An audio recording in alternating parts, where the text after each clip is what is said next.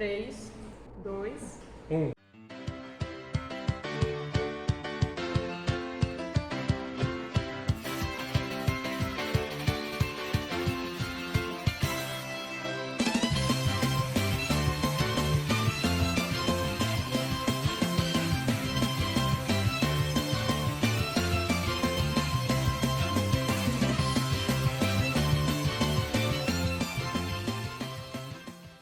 Olá, meu nome é Milena, eu sou acadêmica de Ciências Biológicas. O sangue é um tecido conjuntivo líquido que circula no sistema cardiovascular. Na aula de hoje, nós conheceremos o tecido sanguíneo, estudaremos suas estruturas e entenderemos qual é a sua importância. Vem comigo?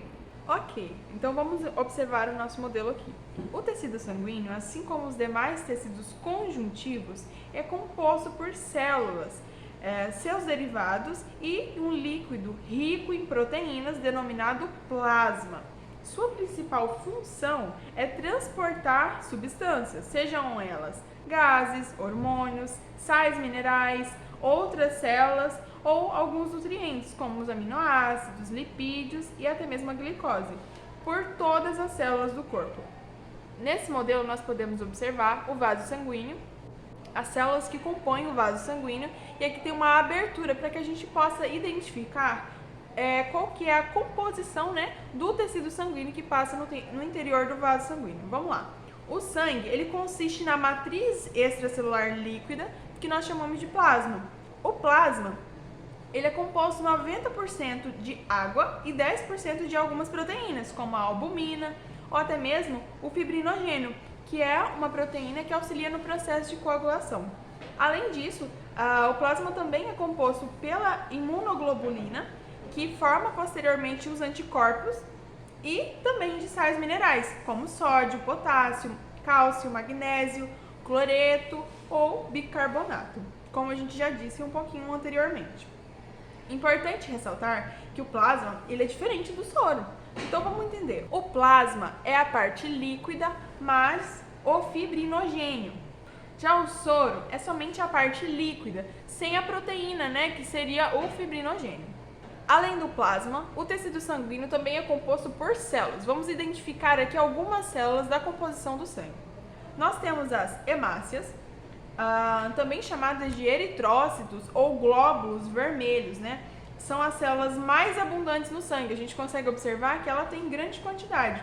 E elas são anucleadas, ou seja, elas não possuem um núcleo. Nós conseguimos observar aqui na nossa maquete que elas são achatadinhas, ou seja, por que elas são anucleadas, professora? Porque ali ela vai ter mais espaço para fazer a função dela. Qual que é a função, então, da hemácia? A função dela é transportar os gases, em específico o oxigênio ou, em algumas situações, o dióxido de carbono, o CO2.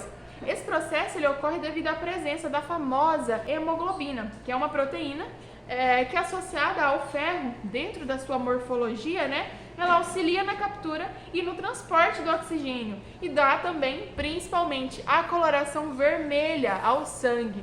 Como eu já disse anteriormente, por ela estar em maior quantidade, a gente consegue observar isso aí. Então vamos lá, além das células, que são as hemácias, a gente tem outros tipos de células. Temos os leucócitos. Os leucócitos, eles são também chamados de glóbulos brancos, E eles têm uma função específica. Qual que é a função? Defender imunologicamente o organismo de qualquer agente externo, seja ele um vírus, uma bactéria ou um protozoário, entre outros, Ou seja, qualquer corpo estranho que entrou em contato com os tecidos do organismo.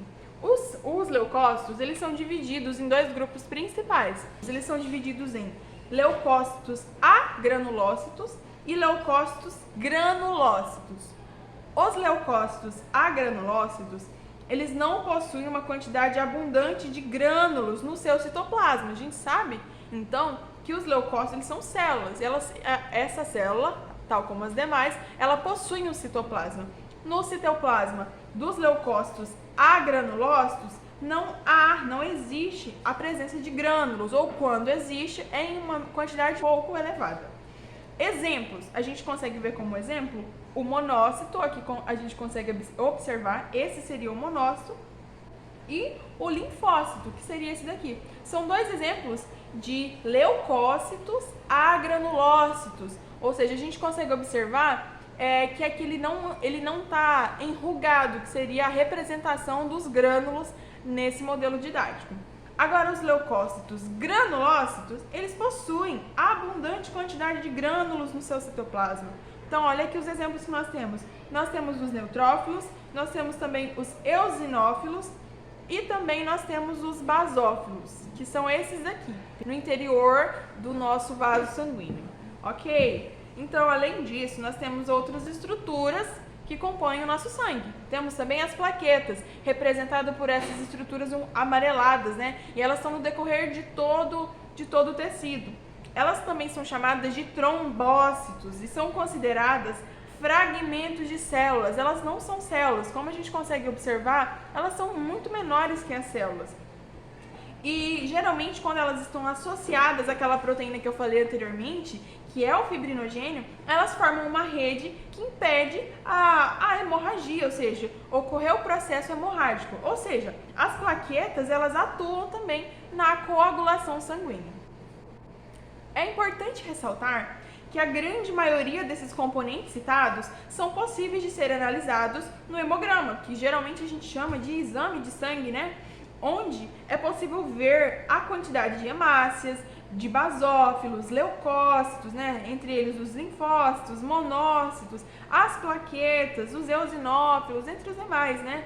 Que estão presentes no nosso sangue, ou seja, no sangue do indivíduo que fez a coleta lá no laboratório. Então, existe uma faixa em quantidade ideal de cada componente. No hemograma, é possível nós vermos essas informações. Em algum local na tela aí, vocês vão conseguir observar, né, um modelinho de como seria esse hemograma. Então, nele, existe uma faixa em quantidade ideal de cada componente, para o homem e para a mulher. Logo, quando algum deles estiver abaixo ou acima dessa faixa, poderão ocorrer problemas. Um exemplo muito comum são as plaquetas. Uma vez detectadas baixas, né, no hemograma, elas podem afetar o processo de coagulação sanguínea. Em casos mais graves, o indivíduo corre risco de hemorragia, pois o sangue não coagula corretamente como deveria. Espero que vocês tenham entendido a aula de hoje. Na próxima aula, nós falaremos um pouco sobre o tecido muscular. Até mais!